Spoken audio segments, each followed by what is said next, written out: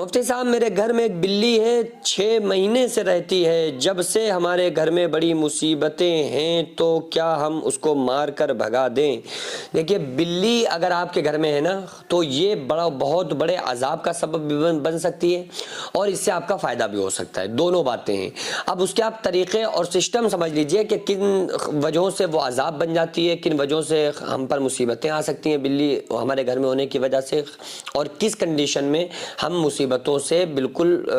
ہم پر مصیبتیں نہیں آئیں گی اور ہمیں مصیبتوں کا سامنا نہیں کرنا پڑے گا۔ ایک حدیث ہے سیدنا عبداللہ بن عمر رضی اللہ تعالیٰ عنہما سے روایت ہے کہ رسول اللہ صلی اللہ علیہ وآلہ وسلم نے ارشاد فرمایا کہ ایک عورت کو بلی کی وجہ سے عذاب ہوا، اس نے بلی کو قید کر کے رکھا یہاں تک کہ وہ بلی مر گئی، پھر اس بلی کی وجہ سے وہ جہنم میں گئی۔ جب اس نے بلی کو قید میں رکھا تو نہ کھانا دیا، نہ پانی، اور نہ ہی اسے آزاد کیا تاکہ وہ خود کیڑے مکوڑے کھا کر اپنی زندگی گزار لے۔ یعنی کہ جس عورت نے بلی کو قید کر کے رکھا تھا نا تو اس وجہ سے اس کو عذاب ہوا، اور جہنم میں اس وجہ سے گئی کہ اس نے قید کر کے پہلے تو رکھا، اس کے بعد اس کو کچھ کھانے پینے کا نہیں دیا۔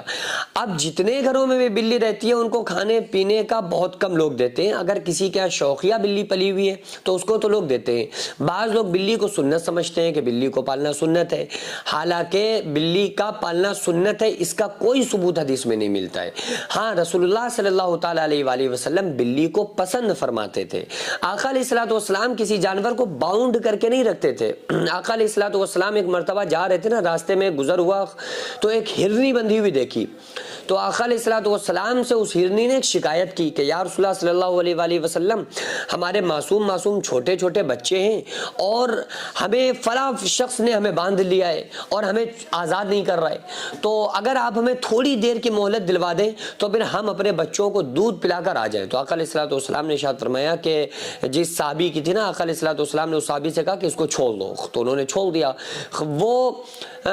چلی گئی اور آقا علیہ الصلوۃ والسلام وہیں پر کھڑے ہو گئے۔ تھوڑی دیر کے بعد وہ ہرنی واپس آتی ہے اور کہتی ہے کہ یا رسول اللہ صلی اللہ علیہ وآلہ وسلم، میں ہرنی کو دودھ پلا کر اپنے بچوں کو آ گئی۔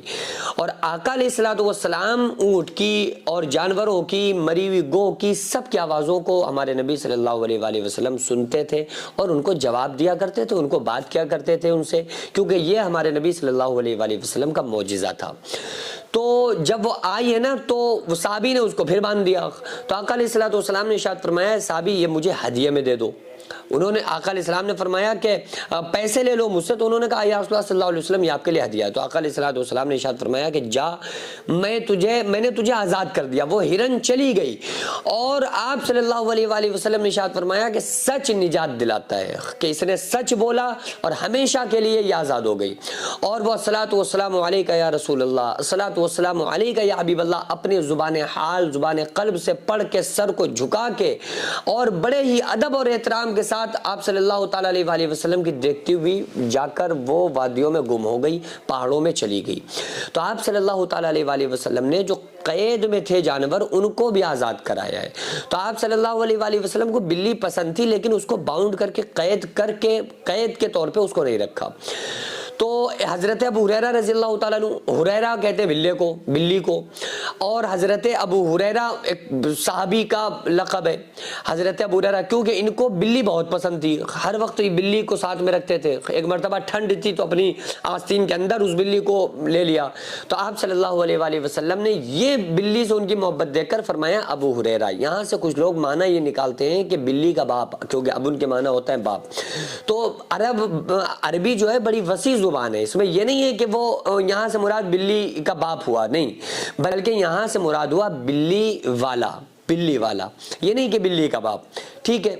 حضرت مولا علی کے بارے میں آتا ہے ابو تراب کہتے ہیں مٹی کو، ابن مانے ہوتا باپ، تو یہ تھوڑی ترجمہ کریں گے کہ مٹی کا باپ، نہیں، مٹی والا۔ حضرت مولا علی لیٹے ہوئے تھے نا زمین پر، تو آقا علیہ الصلوۃ والسلام نے ان کو اٹھایا اور ان کو یا ابا تراب کہا، تو اس دن سے مولا علی کا ابو تراب لقب ہو گیا، ٹھیک ہے۔